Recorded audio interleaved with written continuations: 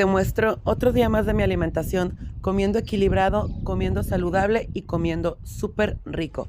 En la mañana piqué unos champiñones, los llevé a asar en un sartén previamente caliente y agregué un poco de sal. Por otro lado, en un plato agregué 2 huevos, un poco de sal y todo esto lo batí súper bien.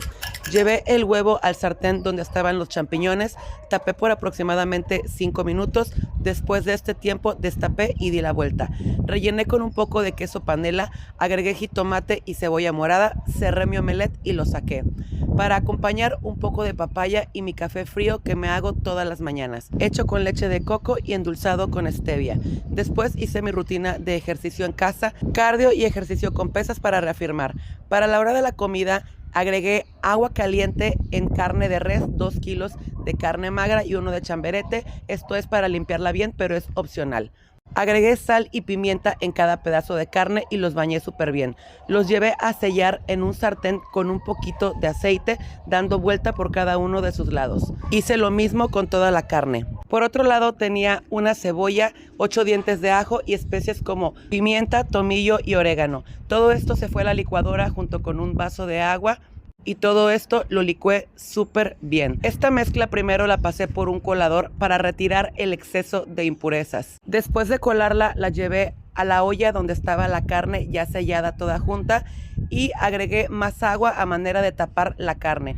Rectifiqué la sal, agregué unas hojitas de laurel y también agregué 2 shots de tequila. Esta carne iba a ser para toda la familia ya que era sábado y nos íbamos a juntar a comer todos. Cuando la carne se despega solita del hueso y se deshebra sola, es momento de apagar. También asé unos nopalitos y calenté tortillas de las ligeritas. Recuerden que 3 de estas equivalen a una normal. Encima agregué la barbacoa blanca que había quedado súper suavecita. Encima agregué nopales, agregué una salsita de aguacate, jugo de limón y de verdad que estos taquitos estaban súper deliciosos. Para la noche me cené una porción de este pastel de chocolate saludable que no lleva harinas. Es un pastel gansito con relleno de gansito, pero en versión fit o versión saludable. La verdad es que queda súper bueno y es una excelente opción para darnos un gustito sin sentir culpa. Si quieren la receta completa y detallada de este pastel, háganmelo saber y se las dejo en el siguiente video.